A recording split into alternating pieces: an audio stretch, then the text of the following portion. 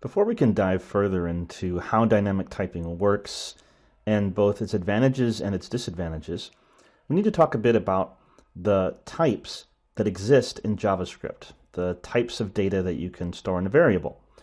Again, you don't say this directly through the variable declaration, but there are 6 primitive types in JavaScript. All right, now 1 second. Big word alert. What do we mean by primitive type? A primitive type is a type of data that represents a single value. In other words, something that isn't an object. Because remember, an object is a collection of name-value pairs. A primitive type, on the other hand, is just a single value. And again, there are 6 types in JavaScript. So let's talk about each of the primitive types. First, we have undefined. We've already talked about this at some length.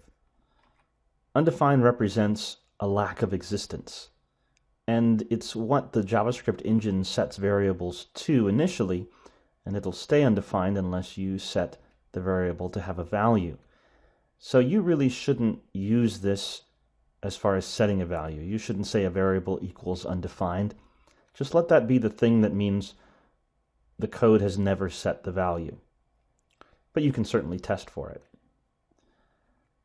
The second primitive type is null. Null also represents lack of existence. This one is better for you to use when you want to say that something doesn't exist, that the variable has no value. So leave undefined for the engine, and you can use null, the keyword null lowercase, for your variables when you want to set them equal to nothing.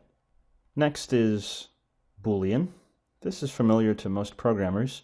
This is either true or false, just one of 2 values. And in JavaScript, it's literally the word true or the word false, lowercase. Next comes number, another primitive or simple type. In JavaScript, actually, there's only one numeric type, and it's called number. It's a floating point number, meaning that essentially there's always some decimals attached to it.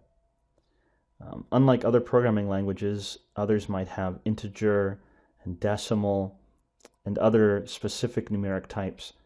JavaScript only has one. And while you can fake it, as far as integers and other types of mathematical numbers are concerned, there really is, under the hood, only one type called number, and it's a floating point number, and it can make math a little weird. Another familiar one is string. This is another base primitive type in JavaScript. It's a sequence of characters, and both single quotes and double quotes can be used to specify that we're dealing with a string. In some programming languages, a string is more complex and treated as a sequence of characters, but in JavaScript, a string is considered a primitive type. And finally, the 6th one. This one's new, and it's called symbol. It's used in ES6, or ECMAScript 6, which is the next version of JavaScript. It's being constructed and not fully supported by all browsers.